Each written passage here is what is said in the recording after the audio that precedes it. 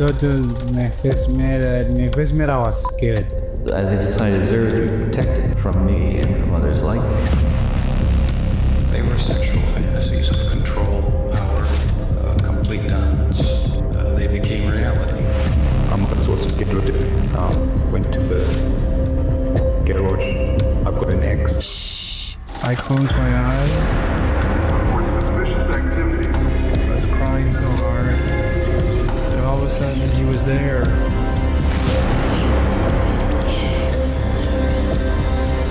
was the only thing that gave me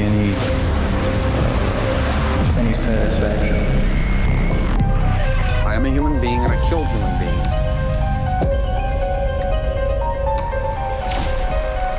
Dead won't bother you. It's the living you gotta worry about. Good evening, folks. Every day in South Africa, 83 people are murdered, but some cases don't begin with strangers. They begin right inside the home.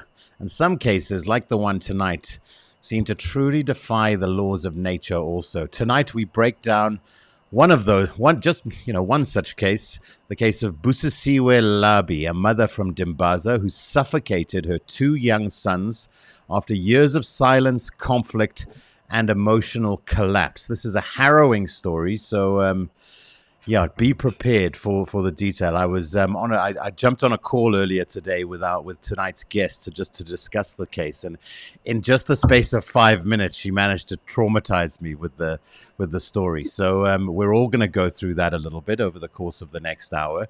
Please do, before I introduce tonight's guest, please do subscribe if you haven't. Hit the like button if you enjoy our conversations, and of course, you're welcome to become a member. Drop us a super like, but most importantly, please do contribute to the chat if you'd like to just say hello or drop us a comment or ask a question. Then, of course, we are happy to oblige, and I'll be fielding those over the course of the show. Gerard is away this week, as we mentioned last week, but joining me, we have a very special guest. Joining me is Colonel Retired Kirsten Clarke, former SAPS Investigative Psychologist.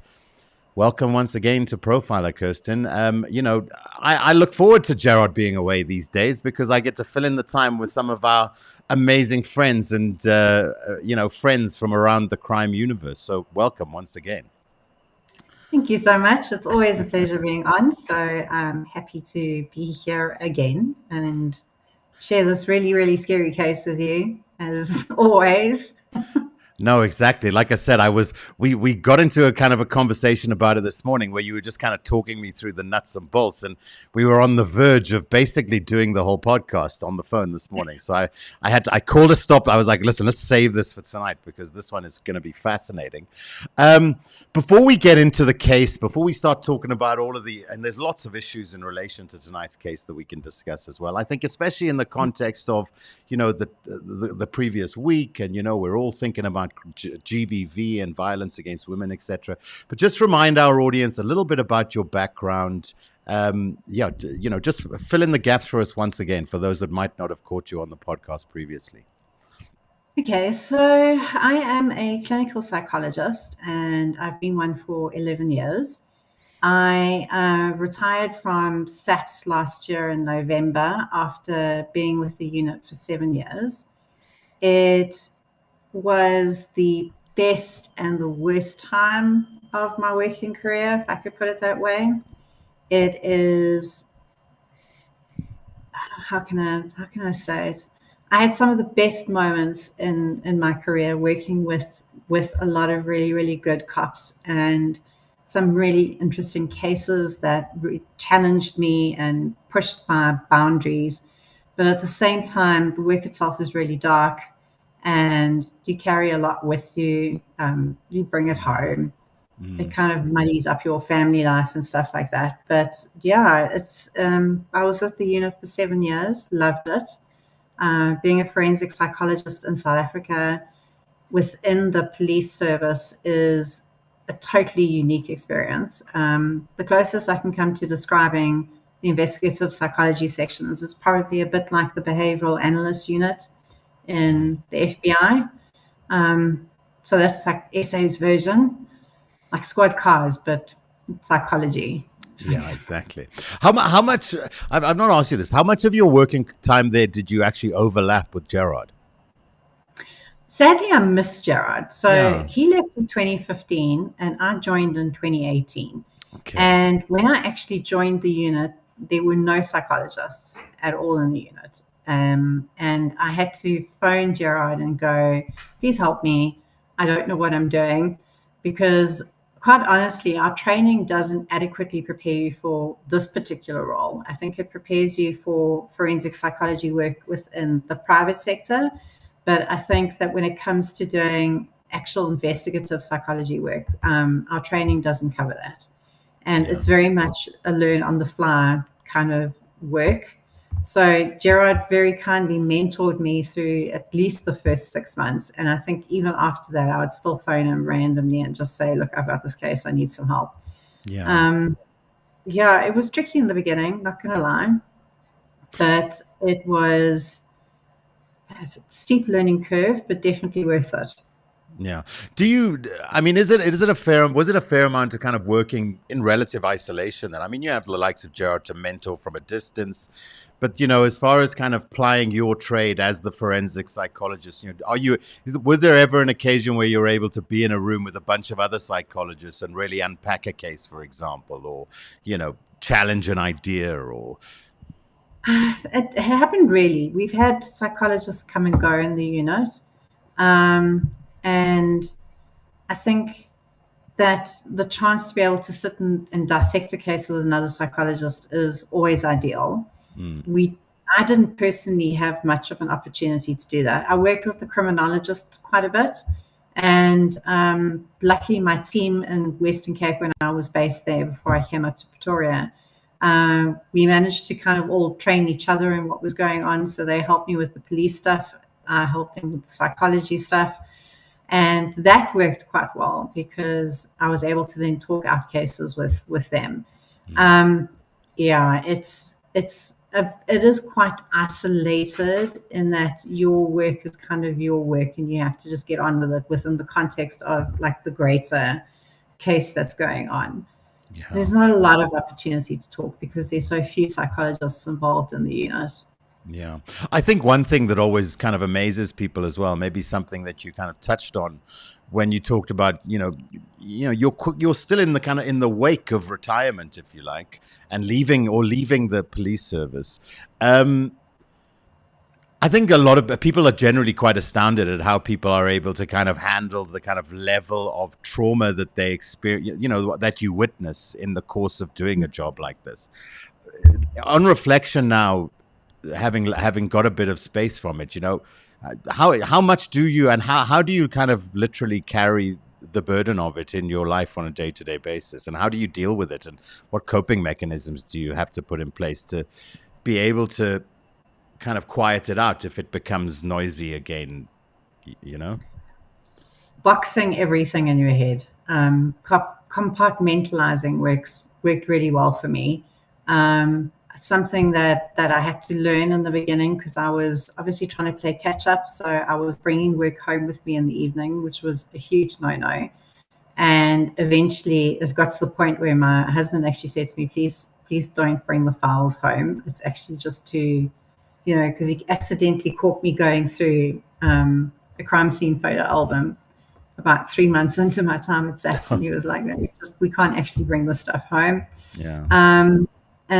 But the stuff, everything that you do during the day kind of stays with you. So if you look at a crime scene album during the day, or you have to help with categorizing child pornography, for example, that kind of stuff sort of sticks with you. So often I would have to say to like my family, I'm just going through some stuff at work at the moment, and I'm not going to really be checked in for the next few days, which isn't exactly fair to your family, but it's one way of coping. The other way that I found really useful was to be able to talk to people in the unit who have a unique understanding of exactly what you're going through, because they see it every day as well. They're going through exactly the same thing. Yeah. And I still have a lot of those friendships, and we're still in contact, and they really are the only people that really get what you go through on a day-to-day basis. Helps to have your own therapy as well. I think every psychologist, especially a forensic psychologist, needs to have their own person that they can go and offload to. But it's really difficult for someone to understand if they haven't been through the process of all of it. But definitely trying to box it is the best way of doing it. The other thing that I found quite useful, and I think I've mentioned this before, is to see it as a puzzle as opposed to like real life people, if I could put it that way. It becomes easier to take that step back so that you're able to gain distance and be able to apply yourself clinically to something, as opposed to being caught up in the whole thing about, well, this was someone who was someone's mother, daughter, brother, brother, father, uncle. And it is easier to see them as being a puzzle, and I have to figure out the why of what happened, as opposed to, the other detectives will do the what, when, how, and the where, but our job is always to give the why. And I think that looking at it that way is much better than trying to take it home with you or keep it inside yourself.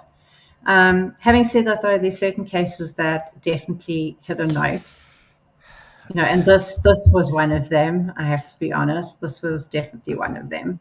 Well, you absolutely took the words out of my mouth. I was going to say there must be then those cases which are just quite impossible to kind of keep your emotional being away from. And as we segue into the discussion, I just want to say hi to some folks who are joining the chat. We've got every week I get it nice and then it jumps out too big the first time, but there you go. It'll just be part of our new shtick. Okay, good evening from sunny St. Francis, from Anne. We've got Tanya, finally she catches alive in time. Fantastic. Welcome, Tanya. Tetrafin, hi all. Ach, your intro freaks me out every time. Well, I'm glad. I hope in a good way. Finally, a catch. Hello from London. Welcome to our friends in the UK. We've got Eastern Pennsylvania joining us, Cape Town. And Anne already, I'm shocked that you still get traumatized with what happens in South Africa. We're so used to crime in our lovely country. Unfortunately, we're a little bit too used to it, Anne. And tonight we're going to talk about a case, that hopefully a case that nobody will ever be used to. It's not one of those cases you could ever kind of, I think, sit comfortably in your stomach in any way, shape or form, because it's really quite disturbing. Now, we were talking a little bit, Kirsten, about, how, working in the unit and working on this kind of, in this world, how it affects you. How has it affected your view when you kind of perceive the violence problem in South Africa? This week, there's been a big focus on GBV, and everyone's been posting their purple squares and their support for, for women and, raising that issue to the forefront. Are you able to be positive about the crime issue and about the issues with violence that we experience in South Africa, or do you get or is it easier to fall into that cynical kind of trap? There's a two-edged kind of answer two-sided kind of answer to that one. The first one is that when I went into this job, I was incredibly naive and optimistic. I think I had a worldview that there was good in everybody, and I think what this has taught me is that a lot of the people that I interviewed as accused and suspects were just ordinary people. So it's kind of shook my foundation a little as to, that there are definitely like good people and bad people in the world. It's now more on a spectrum of like, I can't judge anyone really from face, like, just like a quick meeting. The second thing I do want to say is that despite all the challenges that we have, I mean, South Africa does have a unique crime profile, both in the demographics of the offenders and the types of crimes. I mean, they send people from overseas to kind of look at our crimes because it's like the most intense training you can get in the world. It's like being a trauma surgeon at Baragwanath. So it's, it's terrifying from that point of view. But having said that, there were amazing people that I met during my time at SAPS who have built their careers around being, exceptional detectives and really good cops. So I think once you get to a level where it's a specialized unit, there's, guys and there's women that are phenomenal at what they do. And I think that we very often will slam the police for not doing exactly what they should be doing. And yes, there's definitely cases where that happens for sure. But on the whole, it's the people that I worked with were really great and dedicated and brilliant at what they did. So yeah, I think it's one thing to hear about the crime. I think it's quite different to live it every day and to see the depths to which people will go to. When you see murder first thing in the morning before you've had your cup of coffee when you get to the office, it gets a little hard to step away from it and say, okay. Are you able to be more hopeful than you are skeptical, despite kind of what you witnessed? I am definitely. Okay. It took me a while to start feeling that way again. It took me like a little bit of time to decompress from the whole thing. It's been a year since I left, and I'm starting to kind of feel a little bit more hopeful and optimistic about stuff. There was a time where I was really cynical, and sort of, towards the end, it got hard. It was hard to keep that sort of optimism alive. Yeah. Look, it's also helped by the fact that if you drive down 3 or 4 roads in Joburg, thanks to the G20, it looks beautiful in town as well. Anyway, if you happen to be at the right intersection.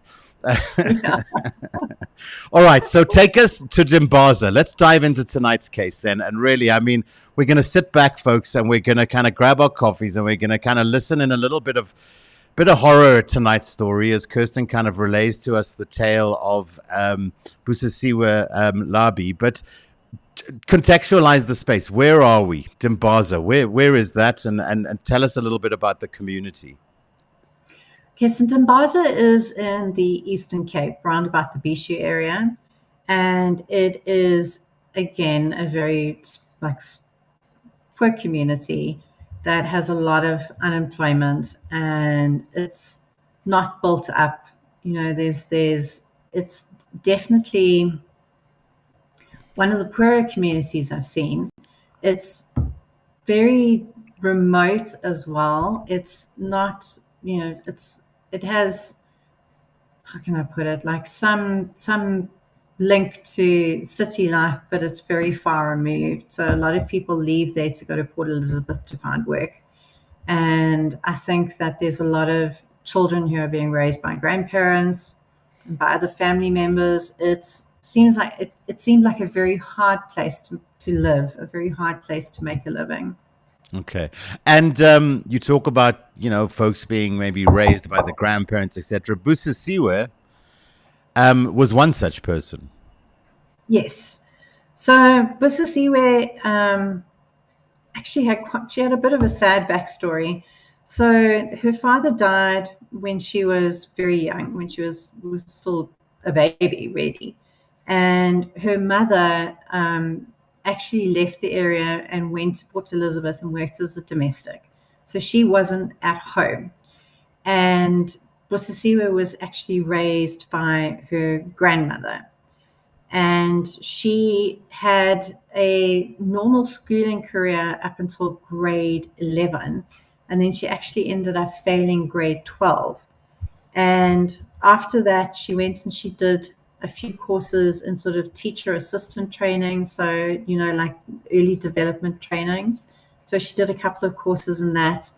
And then she had done other things, like she had worked in a factory making feeding bags, and a factory working with making plastic stuff. So a very typical story of a person who comes from that kind of area, with an absent parent and raised by grandparents, and just seemed to have a life that was very, very similar to a lot of people who kind of came up through that place. Can you hear me? I seem to have frozen. Yes, no, I can hear you loud and clear. You haven't frozen on our side, so we're all good. I'll let you. If we freeze, then you'll see a please subscribe to the channel advert pop up. Okay. Okay, All right, just checking. No, it's okay. Yeah, so she was like a very average person from that area. There was nothing that kind of stuck out terribly from her childhood, other than the fact that her mom was absent, her father had passed away, and she was raised by her grandparents in this very poor community that doesn't have a lot of resources and is, socioeconomically on the lower end of the scale. Yeah. Look, I mean, it's one of those things, isn't it, in South Africa? If we talk about kind of, again, in this week where we're doing a lot of focus on the kind of violence issues in the country, and, men as obviously kind of the primary perpetrators of violence and the majority perpetrators of violence. But, there is a reality in South Africa that we have to own up to, that, a lot of young people do come from broken homes where they're not necessarily, where yes, they might be being raised by well-intentioned grandparents, but, maybe there's, a lot of a lack of a male role model, for example, in a lot of people's lives. I think what's important to kind of realize, is that it is what we call a sort of predisposing factor. So it's considered to be a risk factor for maybe, let's take it, for example, if you grew up in a very physically abusive home, you have a predisposition towards being violent later in life. But as you know, not every person who grows up in a physically violent home goes on to then perpetrate acts of violence later in life. So it's what we call a predisposing factor. It's not like if you grew up like that, you're definitely going to end up like this. I think that's important to know. And it is a common thing that we see in South Africa. It's not, the nuclear family of mom, dad, and 2 kids staying in one house is not what we normally see, especially if you go into the townships and the rural areas. That's actually unusual, really unusual. So there was nothing uniquely or spectacularly terrible about her childhood. I mean, she described her time with her grandmother as being, it was good, that her grandmother really understood her, that they got on well. The wheels kind of fell off after her grandmother died, and she ended up having to go live back with her mom when her mom had retired. And that was kind of where things started to really break down, because she didn't have a good relationship with her mother at all. She actually felt that her mother had betrayed her because she had kept details about Busisiwe's father away from her until she was actually in high school. And she was really quite angry about that. So the main thing kind of seemed to escalate once she had gone home and was living with her mother. Okay. Yeah, I think I'm going to launch into the bit that might kind of give a background to it before I actually go into the whole horrible details of it. She was actually lesbian, and that orientation was not recognized by her family. It was not supported by her family. So she had felt deeply pressured to actually have heterosexual relationships and then to have children as well. That was something that she put across quite strongly when I interviewed her, is that she had felt this pressure to reproduce, and that her family were basically denying who she was on some, on a very basic level, that they were denying her sexuality.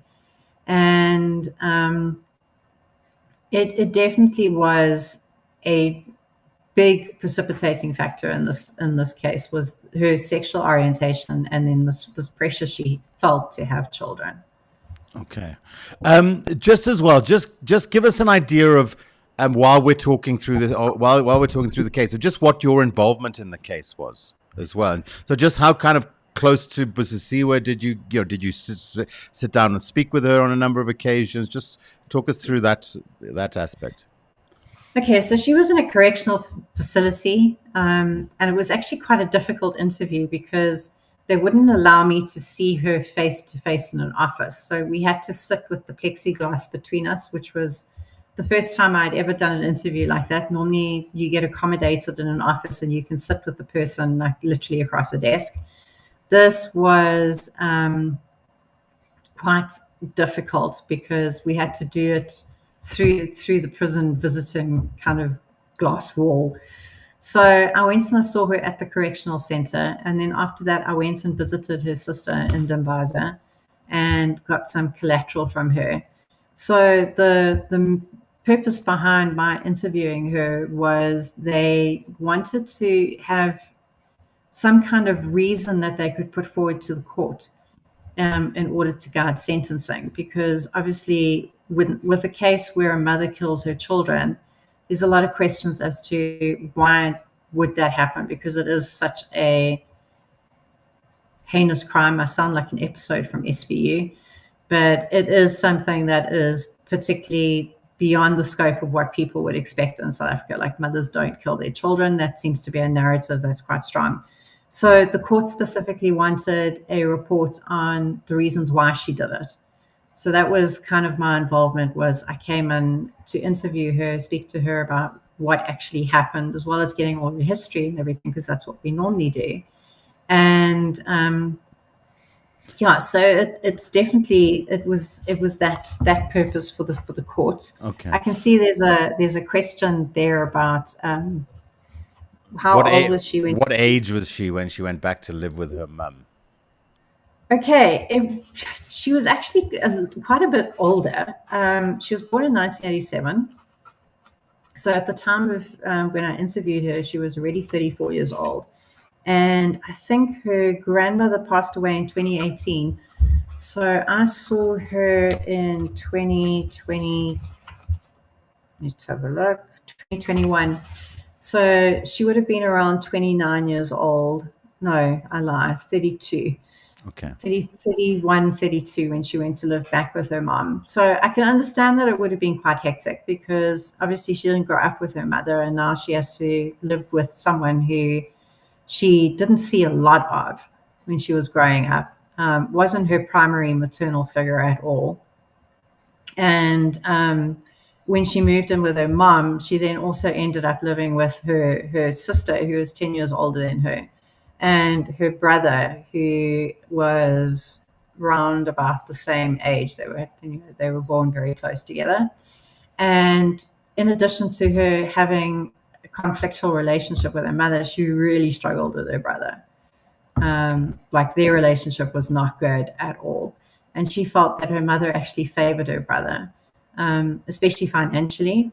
So her brother had a bit of a drinking problem, reportedly, according to Busisiwe, and also according to her sister. So their brother would often drink away his pay, and then he would come and he would ask for money from the mother, and that money was normally supposed to be used for groceries or stuff, and then her mother would give it to the brother, and then the kids would go hungry, and there wouldn't be gas in the house.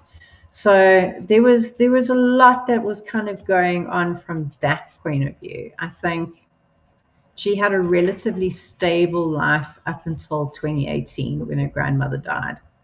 Okay.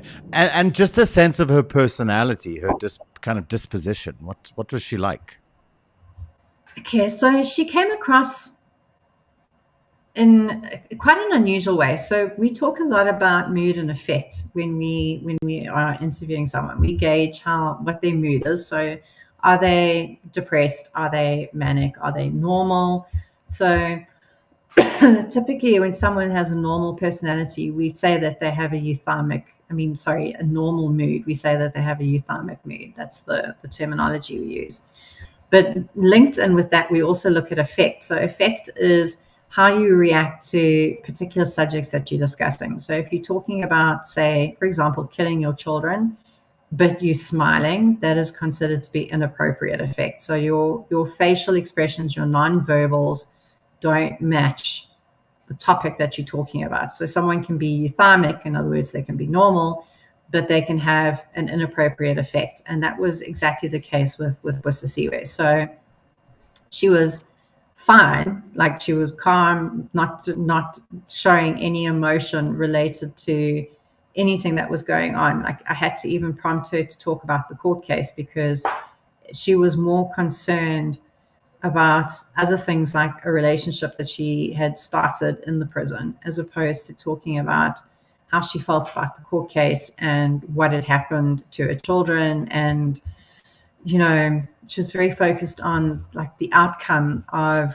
what was happening. She did believe that she shouldn't go in for a custodial sentence. She firmly believed that she should have been sent to like the local hospital, psychiatric hospital, to get assistance and be released back into the community, because, you know, she felt that she needed to heal and get over like the relationship with her mom, this whole betrayal about not knowing about her dad, and the sexual orientation linked with being almost forced to have children. Okay. So it was like you had to kind of, I remember having to like redirect her a lot back to talking about what happened, as opposed to her volunteering the information, which is unusual for me. I've often found that people are really easy, like most of the accused I speak to are quite happy to tell you what happened. This was unusual for me in that she was just more, she seemed more distracted by the other things, as opposed to telling me her story and about like why everything had played out the way it did. Okay.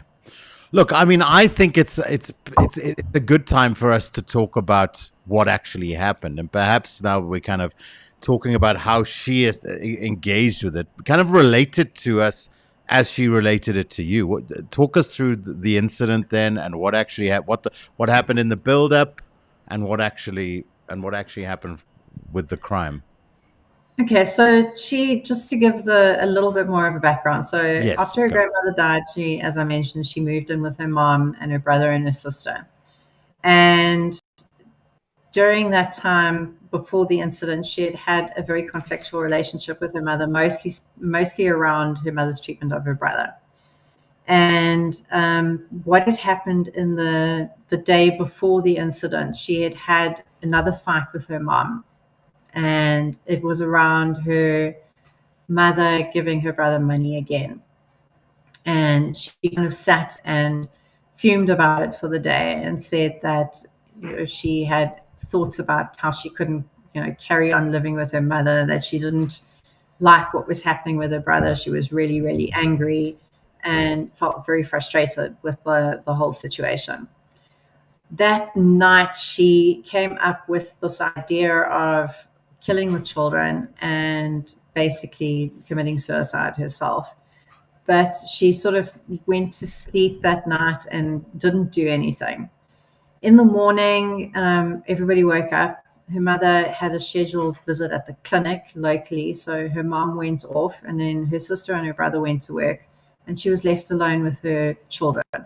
So she had two boys. One of them was 6 years old and one of them was a year old. And she made them breakfast and bathed them, and then sort of carried on thinking about what she was going to do, and eventually decided, like early in the morning, it was around about 9, that she was going to kill her children and then try to commit suicide. So this is the bit that's really horrible. She took both the children into the bedroom and told her 6-year-old that she was going to kill him. And she willingly said that he begged her not to kill him. But she took a plastic bag and she put it over his head, and then she forced him down onto the bed and she put a pillow over his face. And he basically suffocated to death. And after that, she took the 1-year-old and she did the same thing to the 1-year-old. Then she basically laid them on the bed. We like sorted out the pillows and the blankets and made it all neat. She then went through to the kitchen and found some cockroach poison, and she mixed it with milk, which medically we know if it kind of stops the effects of the poison and actually makes you vomit. So it was not really clear if she genuinely meant to commit suicide, but she definitely drank some cockroach poison. She then phoned her mom to make sure that her mom wasn't on the way back from the clinic, because she said she didn't want her mom to find the bodies. But then she phoned her sister and told her sister what she had done.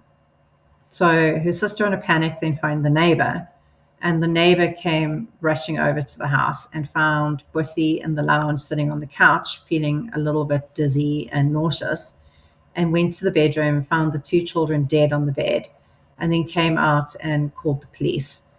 The community then sort of descended on the house, and she had to be removed by the police for her own safety. And she was taken for medical treatment, but she wasn't hospitalized. And then she was obviously arrested and placed in custody. Sure. So, yeah, quite a thing. You know, we talk a lot about a lot of bad things on this show, but you know, it's really hard not to have a really like just kind of guttural, like deep reaction to that story. You know, it just flies in the. I mean, again, it's sad to think we've become desensitized to kind of male on male, you know, male violence, men enacting violence, but it just seems so insanely evil when a mother does that to her own children. There's a couple of cases that have really stuck out for me, and this was one of them. There was also another one that I did where a mother gave birth and then pangered her baby to death.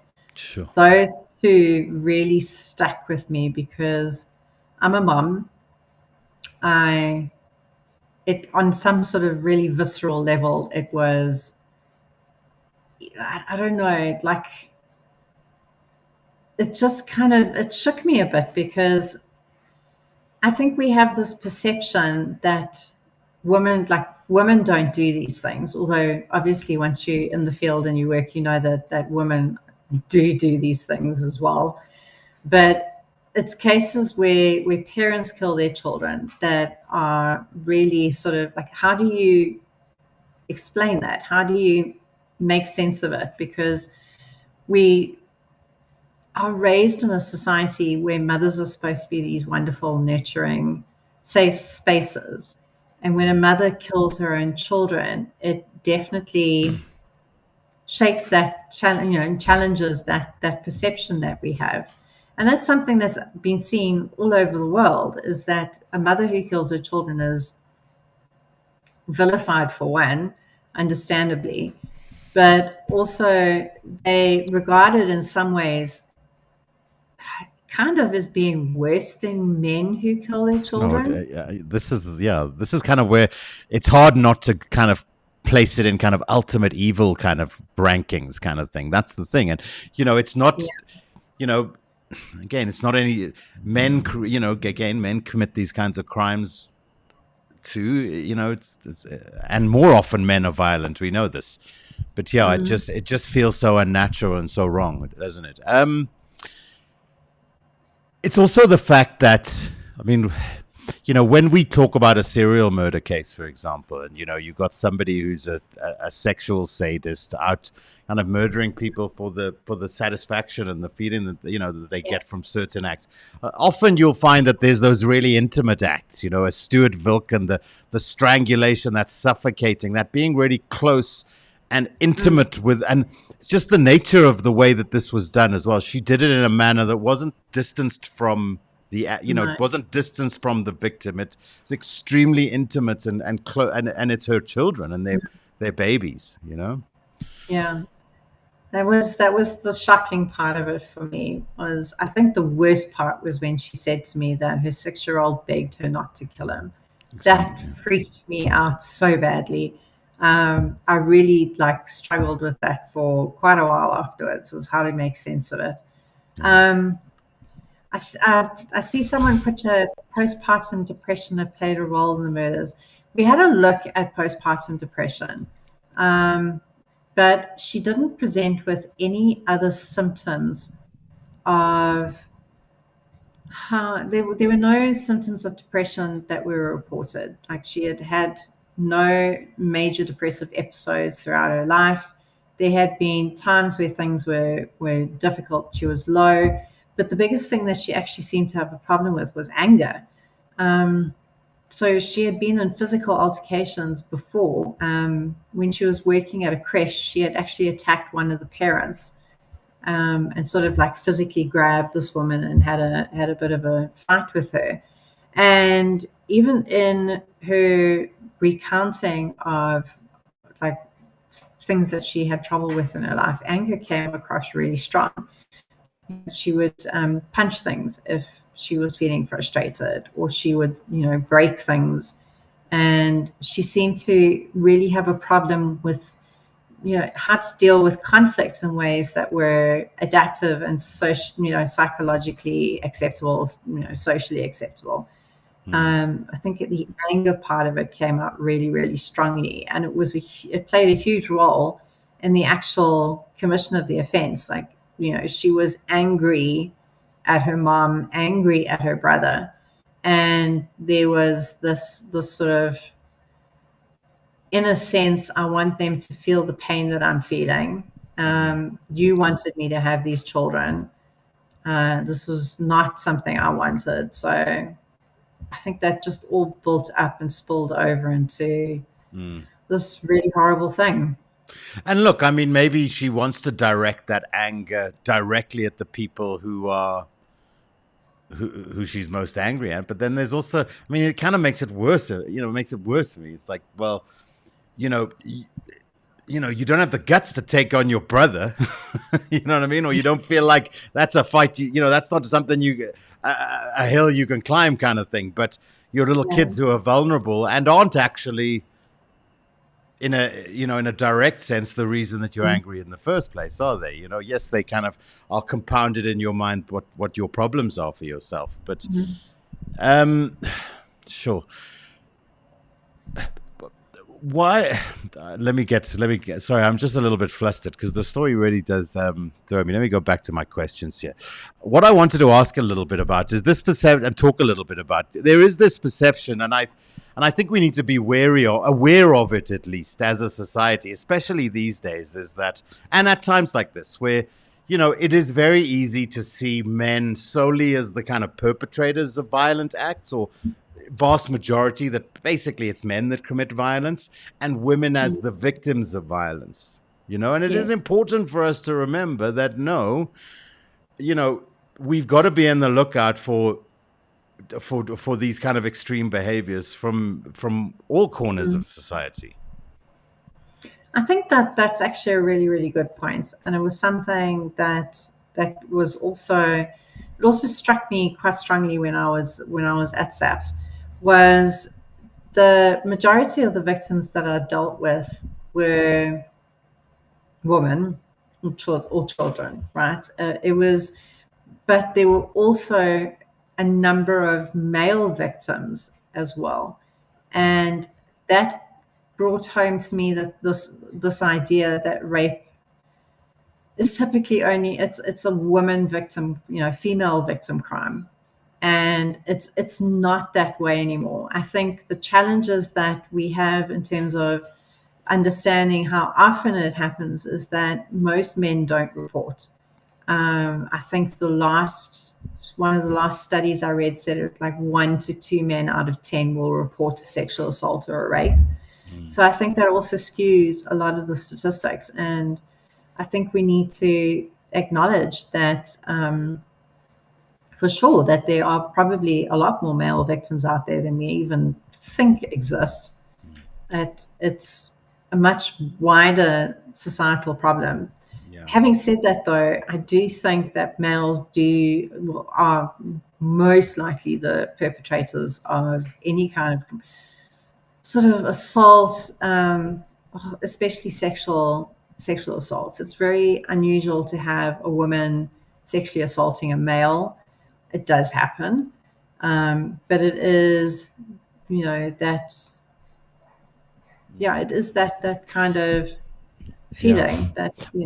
I got a little bit kind of a little bit, people kind of disagreeing with me. I made a comment on social media the other day, just that, we should also remember that when it comes to murder, for example, as much as 87% of murder victims are men. And whilst, yes, they are the overwhelming perpetrators of crime in South Africa, they are also, when it comes to just general violence, the overwhelming victims of crime as well. And the sentiment that came back to me when I pointed this out was, okay, men, sit down, guys, stop talking now. It's not time it's our time now to talk about the issues that we confront, etc. And my comment was simply, okay, when is the time that we actually then focus on our young men? And if, the majority of violence crime is happening, that men are both the perpetrators and the victims, how do we make space when we are addressing men as the perpetrators, also make space for them as the victims as well, and realize that,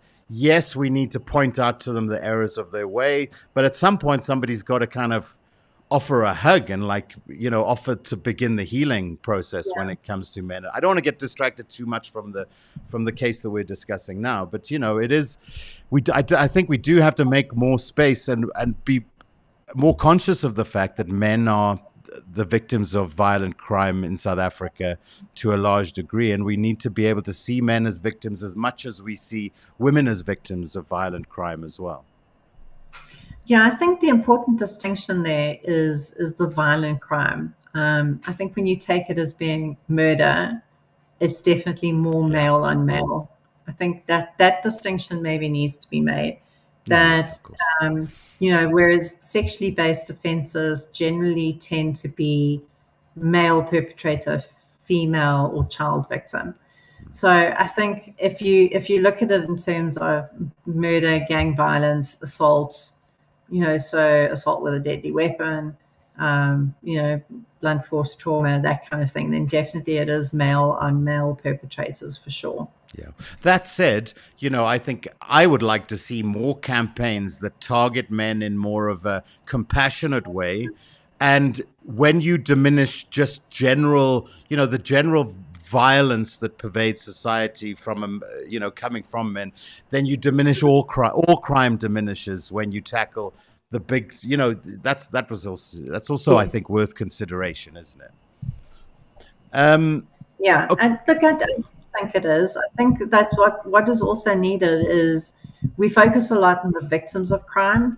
I think if we could do something about the perpetrators of violent offences, that might be something that would reduce that incident of crime overall. So rather than telling women not to walk in certain areas, not to dress a certain way, not to, watch your drink when you go out, don't go with a stranger who you've never met, all of those things. I think that it's important to say that those things apply to men as well, but also 100%. To start addressing why there is that level of GBV in South Africa. Like, where does it come from? What are the roots of it? And I think that's really important. I don't know if there's been enough focus on that. I agree 100% because, there are countries all over the world that have been through a lot of kind of historical trauma and don't have the same rates of GBV. It seems we do have to ask ourselves much more seriously, why are women and children so preyed upon in this culture, in this society, in South Africa? We understand that there have been traumas over generations and there are social issues and economic issues that feed into these all of these problems. But yeah, absolutely. And addressing men, like you say, having more conversations, being able to talk about it again, as opposed to doing too much finger pointing, a little bit more kind of inviting into a circle of discussion to talk about the issue and start to understand what the real root causes are and how to address them in society in a really meaningful way.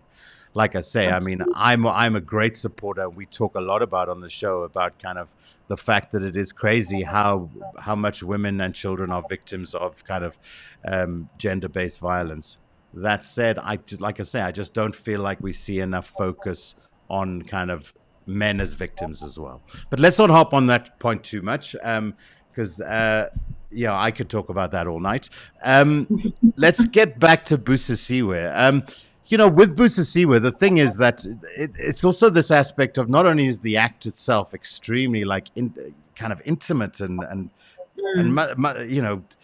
you'd think that just that would be how do you avoid the trauma of that as a mother? But she's obviously clearly very disconnected and seems like a bit of a complete narcissist and a psychopath. I mean, aren't psychopaths the one? Survival. Subscribe to Profiler Africa now. It's free, or become a member and help keep the channel alive. Remember, trust nobody. Okay, guys, there are a number of storms rolling around the city, as per usual, as we kind of into, I don't know, like the sixth month of it being cold and the weather being bad in Joburg. But so that does affect mindset. I can see there's a storm rolling around my house. But we're back. Kirsten's back. Sorry about that, Kirsten. Like I said, if you see the subscribe thing, then where were we? We were talking about, what psychological issues are at play here with Busisiwe, in your opinion? And considering how much time you had to engage with her and speak with her. Okay, so there was no evidence of any mood disorders. She had some delusional thinking, but not enough to diagnose her as being, psychotic or delusional. In terms of the personality structure, she had some elements of narcissism, but again, not enough to diagnose a full disorder. I think the biggest things that were present with her were that her impulse control was really, really poor, and her insight and judgment were really poor as well. So what we mean by that is impulse control is the ability to stop yourself from doing something because you realize that it's not appropriate. So I feel like an extreme example. I feel like having sex while I'm at work, but I'm not going to just grab someone and go into a closet and have sex with them. I'm going to wait until I get home and have sex with my partner. That would be an example of good impulse control. So for her, it was definitely the impulse control was really poor. Insight and judgment refers to the ability to reflect on your actions and how they affect other people. So how self-aware are you, basically? And are you able to look at what you've done and look at how you think and see the impact it has on your behavior and how it affects everyone else around you? So those were the things that really stuck out for me when I interviewed her. And it was confirmed by the collateral with her sister, was that she did have this thing. I think it's important to note that not everybody who murders kind of fits into that sociopathic, psychopathic kind of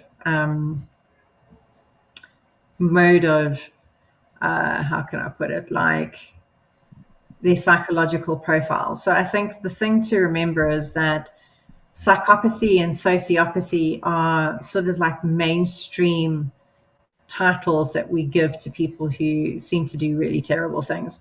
So as a diagnosis, it's not something that we would, specifically write on a file that this person is, the diagnosis is psychopathy or sociopathy. We use it as being like a catch-all term to describe someone who has a number of features of narcissistic personality disorder, antisocial personality disorder, and maybe elements of sadism and, just the things that relate to those disorders. So I guess the things that you would include there would be a disregard for authority, disregard for the rules, an inflated sense of self, very egotistical, low empathy, poor insight and judgment into how their behavior affects other people. Or even if they have that insight and judgment, it doesn't actually make a difference to what they do. So I think that's quite important to know. So I think, I think it's important to know that it's also ordinary people. And this is something that Jared and I have spoken about quite a lot, is that these murderers are quite often normal people. And there've been cases where you've gone into the community or gone to interview family members and they're like, I did not see this coming, that this was so totally out of left field. That's also important to remember, is a lot of them are ordinary people who act on something that is happening within their environment. Did she have any kind of issue with what she did? I mean, did she have anything negative to say about the experience of actually doing that? That was really interesting, because that's something we always check for, is the presence of remorse or regret or guilt or shame. For her, she didn't have any remorse for what she had done. She expressed regret. So regret is what we typically see is where I know it was bad and I got caught for it. That's the kind of vibe that you get with regret. The thing that did come up is, and this is what I thought was quite interesting, was she was only able to express that at a superficial level. So a lot of it was self-referential. How does it affect me? So now I'm going to go to jail for saying, yes, I killed my children, but I don't think I deserve to go to jail. I should rather go to a psychiatric facility and then be released so that I can go and visit the graves of my children, which is actually what she said. She was more focused on apologizing to her mother than what she had done. It's really. Had she not? I wish you could say that it was a personality disorder, or it was postpartum depression or something. Sometimes it's just there isn't any evidence, or there isn't enough evidence to diagnose someone with that kind of condition, but they still do terrible things. Yeah. Look, I mean, she just wanted to stick it to her mother, to the people she was angry at, and she did it in the worst possible way. I mean, at the basic level of it, there was a lot of anger. And I don't think it was one incident that sparked it off. It wasn't the argument she had with her mother the day before. I think it was a culmination of many, many different things. Yeah. And that ended up just being one of them. How much of a factor would you say that the rejection of her sexuality in her kind of family, maybe in her community, how much of that was a factor in just her general kind of mental state? I think it was actually a huge thing, because she kept saying, that the family didn't accept that part of her, that she wanted to be able to live her life to the fullest in terms of what she wanted from relationships. And I think it's also, there were times in the community where she said people had brought up corrective rape, that there was a lot of hatred towards that part of her life, and that she had engaged in these sort of short-term heterosexual relationships almost with the sole goal of becoming pregnant. So even the male partners that she had were very short-lived. So 2 months, 3 months, then she was pregnant, and then she would break it off with them. Okay. So I think it had a huge role to play, massive. Yeah. And then you mentioned that she was even talking about, the fact that she's found, managed to find good relationships in the prison system. In the prison, yeah. She had found a partner in the prison. It was another awaiting trial prisoner, and she was happy about that. That was quite an important thing for her, that she mentioned it quite a few times. Okay. I mean, any behaviors kind of, post her arrest, or any other behaviors that stand out as interesting in the kind of, just in the context of the aftermath of the act? Any other behavior you can point out with regards to her? Look, she did sort of tried to commit suicide when she first got to the prison. So she had found a mirror and she had broken the mirror, but another prisoner actually stopped her and took the mirror away from her. So she didn't actually cut herself. And that was like the first reaction after she got to prison. What was interesting, and I know I mentioned this earlier, was she wanted to visit the graves of her children and apologize to her mom. That was quite important to her. But yeah, I mean, ultimately she was found guilty of murder, and she was convicted and sentenced to 22 years and 6 months for each murder, but they were to be served concurrently. Okay. Sorry, I hope you get it. Okay. Let's actually take a look at some of the questions and comments here on the group. Let's go there. Yeah, I see they're popping up. Okay. Yes, the sound does keep cutting off a little bit for me as well. Apologies for that. Again, I just think it's a little bit to do with the lightning storms rolling around the city. Thank you both. Are there any specific set of questions asked? It's just more... Okay, here we go. Are there a specific set of questions asked, or is it just more of a casual conversation where the psychologist comes to a conclusion about the perpetrator? So yeah, I mean, is it quite a formal interview that you do, or is it a more of a chat? No, it's definitely formal. So we start off, there's like a specific process that you follow when you're doing any kind of interview like this. Even if you just go to a psychologist, we do a form of a structured clinical interview. So what this is it fulfills two purposes in the beginning. So we get a full history of the person. So that means like, who did you grow up with? Who are your brothers and sisters? Where did you go to school? Where did you work? What are your medical problems? Have you seen a psychologist or a social worker before? What are some of the medications you've taken? Is there anything that comes up with your employment history? So that's a really structured kind of interview, and it follows a format and it follows certain questions. What then happens after that in terms of a forensic assessment is, by that stage you should have built up enough of a rapport with the person. If you're a good forensic psychologist, you should be able to build that rapport within the first 10 minutes. So they're a lot more forthcoming with the information. But the idea is, after you've done the structured interview, you then move on to getting their narrative of what happened. So from your perspective, what was the build up to everything? So in the weeks or the months before, what were some of the things that you dealt with? Then you do the day before the event, you do the day of the event itself, and then you do after the event. So that's quite a long structured thing. And by the end of that, you should be able to come up with some kind of a working diagnosis, even if it's differential. So in other words, a number of different diagnoses that you can then work off. What happens with the report is it's all that information that's been consolidated. And then what you do is you also do a research component to it.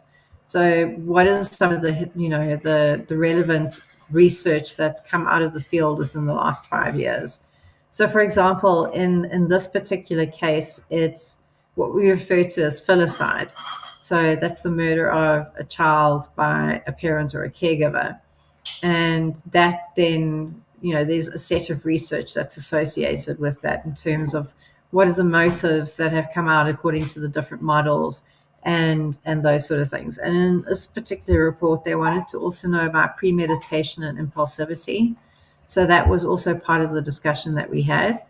And it was a lot about what caused her to kill her children. And according to the models that are available, it was decided that it was a retaliatory filicide, mixed in with a bit of the unwanted child kind of motivation. It's quite a process, let me put it that way. It's not like an hour. This takes 3 or 4 hours to go through. It's not quick. In your assessment, do you leave room for, is there a room for your emotional reaction, your kind of instinctual reaction, your feelings about someone, or do you try to kind of eliminate that from your work and from what you're doing, or do you try to let a little bit of it in so you kind of like, hey, how am I responding to this person on that level? Okay, so the whole point of especially forensic psychologists, but just psychologists in general, is you have to suspend your personal beliefs. You have to suspend your bias, anything that is subjective. So you have to go in really objectively You have to go in specifically just to deal with what is going on, what is presented in front of you.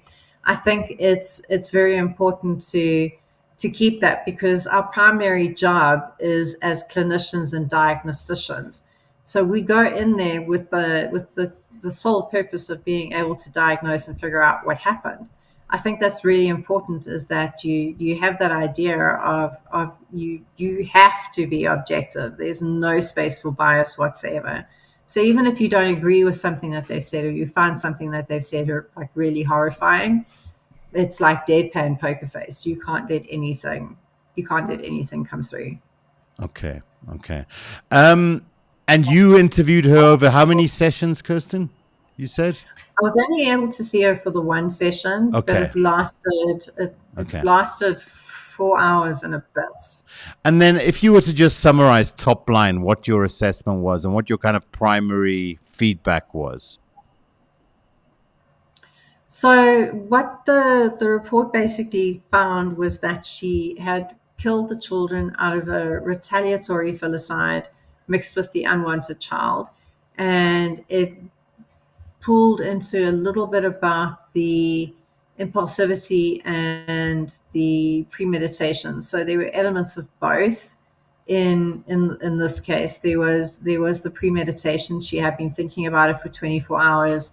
There was a lot of mulling over the different ways that she was going to do it. And then the impulsivity kind of came from the fact that she was going to use what she had available in the home. There was no sort of going out and specially buying stuff or getting things that she needed to do. So it was a blend of impulsivity and premeditation. She wasn't diagnosed with any clinically significant psychological disorders. She did have some medical conditions that were highlighted as being possible concerns. But they didn't appear to have a direct impact on what actually happened that day. Okay.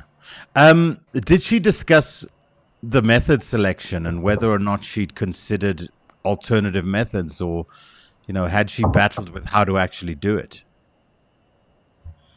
No, she had thought about it generally and then settled on this particular method as being the easiest one to use, the one that was like sort of most freely available to her. Yeah. Okay. And then, what are your thoughts on what the ultimate sentence was for her, and what the, on the punishment component when in relation to her? I thought it was adequate. Normally, the sort of max that can be given for life is 25 years. So I think it was a fair sentence. Okay. Yeah. And look, I mean, she'll likely be up, she likely won't necessarily serve all of that sentence. And, is she the kind of person that you would consider to be a risk going back into society again?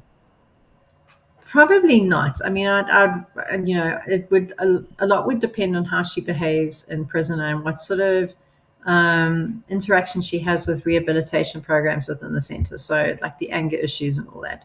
By the time she gets out, she's going to be well into her 50s. So, age becomes a lower determination of risk. In terms of being older, you have a lower risk.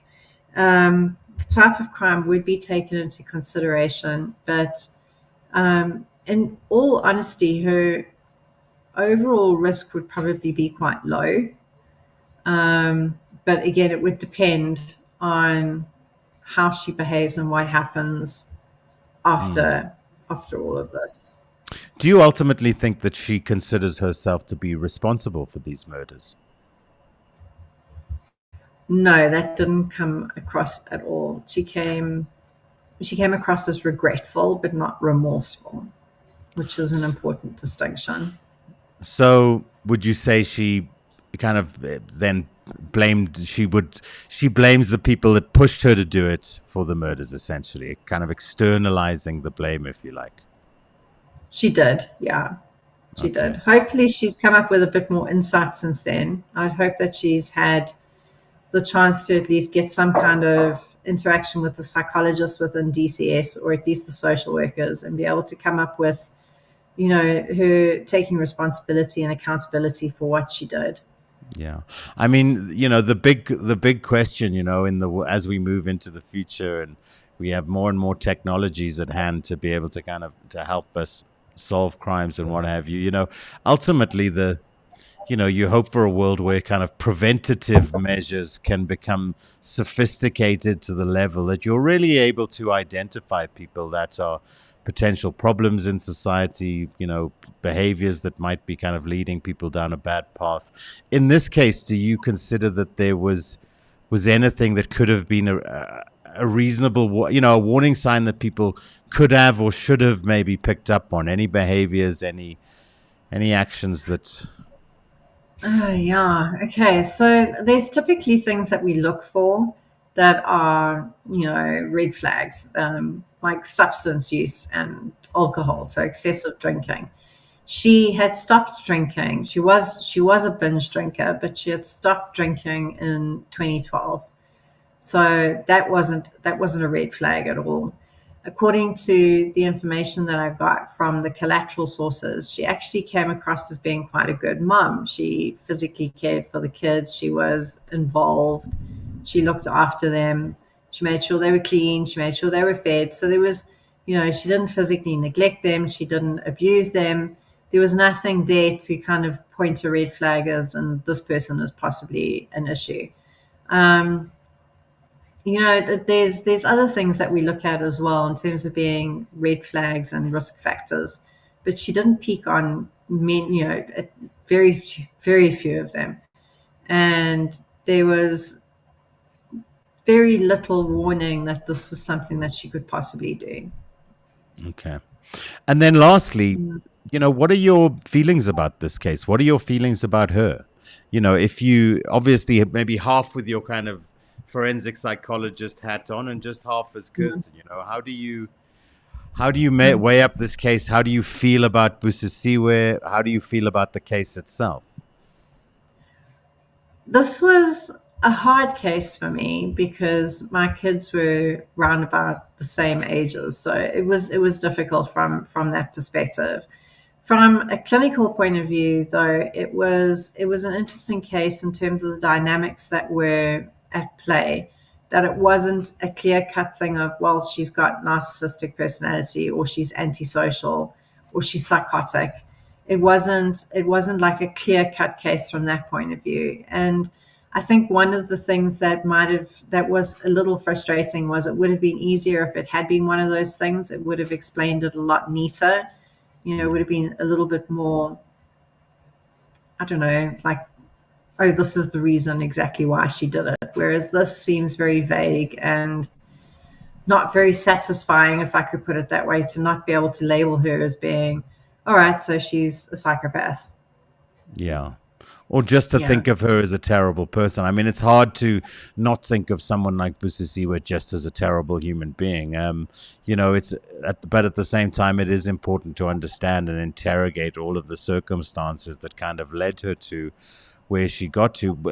How much nurture versus nature is at play in Busisiwe, do you think? I know that's a little bit of a, It's a tough question always. That I always think it's kind of 50-50, that there's always elements of nature that are involved. I think in the same way that you're born with a predisposition for certain medical disorders, you are also born with a predisposition for certain psychological things or certain behaviors.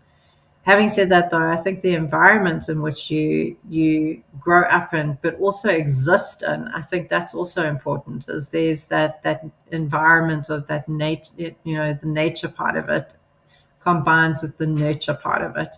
I don't think it's as simple as saying it's one or the other. It's generally always a combination. Yeah, absolutely. Look, luckily, I imagine that in your time at SAPS, you didn't come across too many cases like this, but they are out there, Kirsten. They do happen, and do. Probably with more prevalence than we know about, because so many crimes are not reported on in South Africa and just don't make it to any kind of newspaper or social media platform, do they? No, I mean, even if you have a look at this case, there's very little media on it. There's was very little carried in the press. I mean, the community was in an uproar because obviously it happened so close to home, and they really struggled with it. But I mean, it didn't make much of a ripple in terms of anything else. Yeah. Again, I mean, in these weeks where there's a particular focus on particular types of violence in society, it is also hard not to kind of go, well, all fair and well when there's a campaign going on and there's some kind of pressure to also, be doing your part on a social media platform or what have you. But there is generally too much apathy when it comes to crime, and we are too desensitized to it as a population, surely. Look, I think everybody carries in South Africa carries like some level of PTSD in them, whether it is something that they, whether it's actually diagnosed. But I mean, for certain, there's vicarious trauma, which is, where you hear about stuff happening to someone else who's close to you or who they've been hijacked or they've been a home invasion or something like that. That there is definitely a trauma response that's connected to all of those things. And I think that we live with it because what else can we do? You have the fears and you just put as much in place as you can to keep yourself safe and your family safe. And yeah, it is just sadly a reality, I think, that we faced with in South Africa. Yeah. But having said that, I mean, I know that it is. How can I put it? It's becoming a bit more of a wide issue as opposed to being like something that is totally isolated to South Africa. I think that there are incidences in the UK, I mean, elsewhere in the world that are also, there's hotspots of crime. I mean, if you don't go to the UK and visit all areas of the UK because there's crime that's worse in some areas. Look, we're going to start to have some really uncomfortable conversations, which are difficult to have given the kind of discourse and the kind of rules of engagement, because in the world, we've got to be a lot more sensitive to people's feelings and how they react to opinions they don't like to hear, because opinions can be violence against people right now. But certainly, I think it's time in South Africa, and you're right, in plenty of parts of the world, there are where these kind of hotspots of crimes that we should be able to deal with as a civilized society. It should be fairly obvious that the first people that we want to protect are your own women and children. They shouldn't be your primary victims.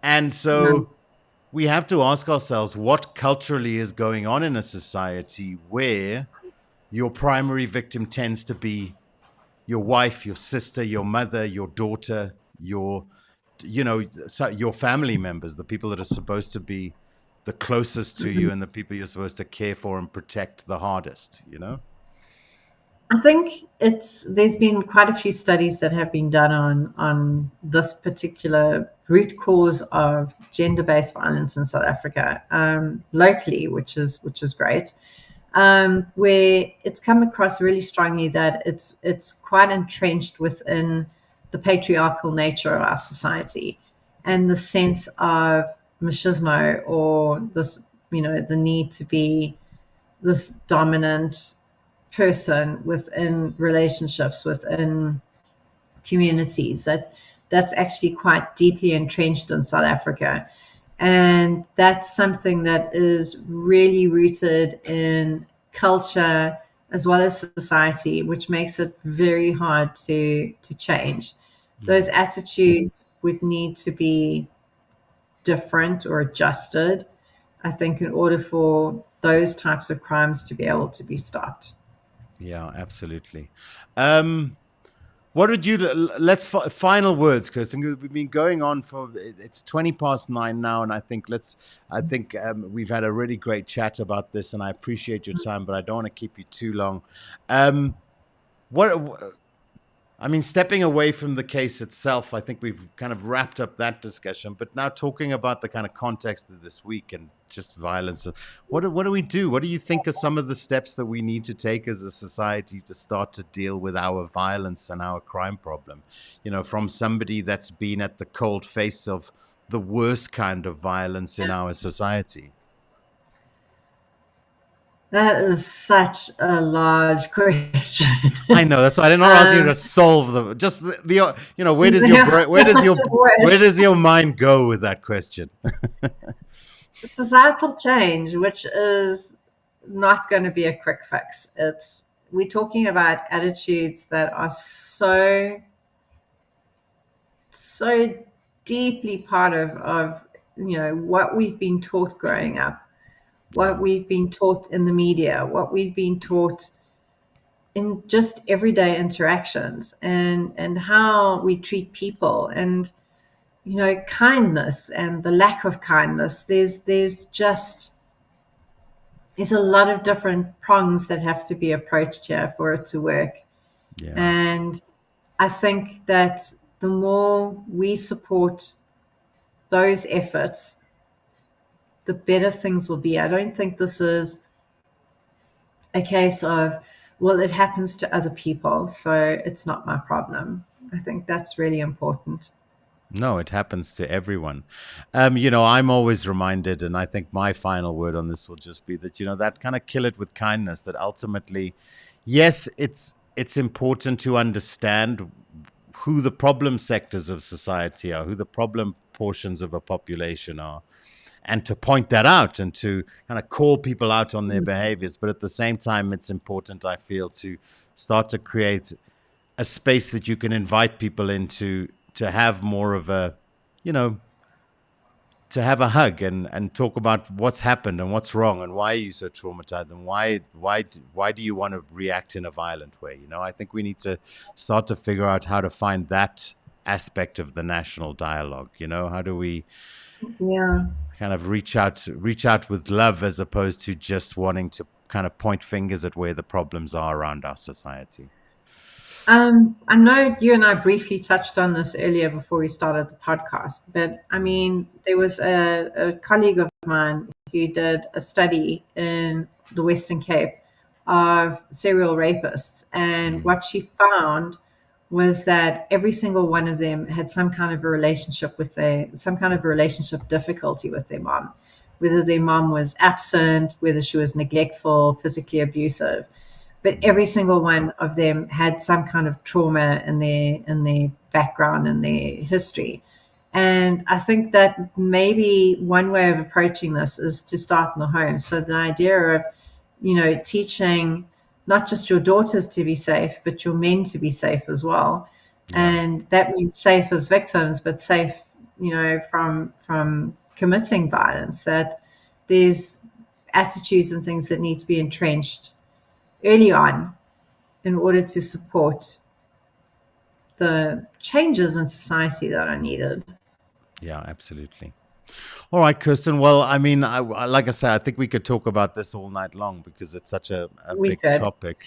And I doubt we're going to solve all the problems of South Africa tonight. But at least, on a podcast like this, we can chip away at it bit by bit, and we can talk a little bit about some of the actual realities of crime and how it unfolds uniquely and specifically in our society and in our culture, and how we can start to address the kind of homegrown realities that we really do confront. And I think it seems like, this is an instance where the ultimate betrayal of family, the ultimate act of evil against the people that you're supposed to most love. And we should remember that when the family is strong, and that doesn't have to be a mom and a dad and it doesn't have to be a traditional, it just needs to be, there need to be strong, positive role models, setting a good example, guiding you on the right path, pulling you away from the pool when you're about to step in, and then letting you fall in once or twice. We need to look at rebuilding the family unit, and maybe this is a case that kind of reminds us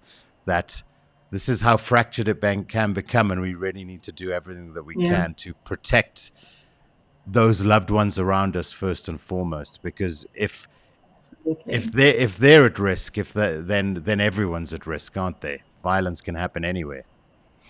Yeah. Sad but true.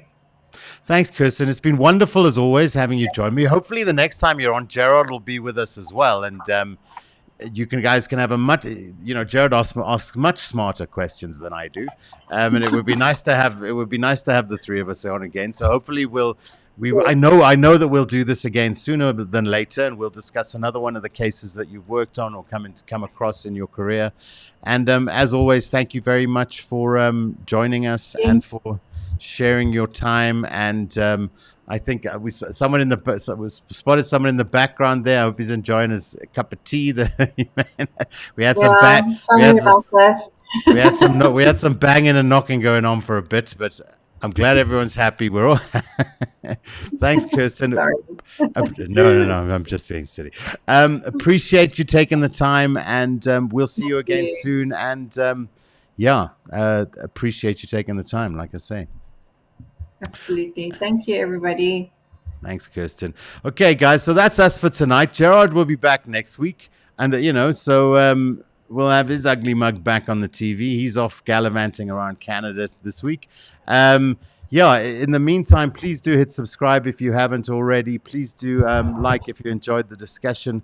Yeah, we had a nice meander tonight as well as tackling the case specifics. But yeah, we got there, and I certainly had a great chat. I love these Tuesdays hanging out, talking about the problems and how we might start to address some of them. Thank you as always, and from Profiler Africa and from me, good night. Now, where's that closing sequence? In a country where 83 people are murdered every day, knowing the minds of killers isn't curiosity, it's survival. Subscribe to Profiler Africa now. It's free, or become a member and help keep the channel alive. Remember, trust nobody.